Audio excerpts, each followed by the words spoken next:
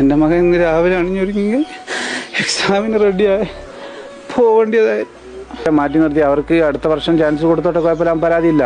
ഈ വർഷം തന്നെ കൊടുക്കുമ്പോൾ ഇവിടെ നീതിപീഠത്തിനോ ഗവൺമെന്റിനോ ഒരു വിലയില്ലാത്ത ഒരു സാഹചര്യം. ആ ഉപ്പയുടെ വാക്ക് നിങ്ങൾ കേട്ട? ആ ഉപ്പ പറയുന്നത് കേട്ട?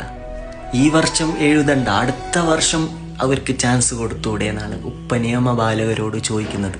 എത്ര പാവപ്പെട്ട ഉപ്പ, എത്ര ക്ഷമയോടെയാണ്, ക്ഷമയുടെ അങ്ങേയറ്റം ആ ഉപ്പാൻ്റെ വാക്കുകളിൽ നമുക്ക് കാണാൻ പറ്റുമെന്ന്. നമുക്കെല്ലാം പഠിക്കാനുണ്ട് ക്ഷമ എന്താണെന്ന്.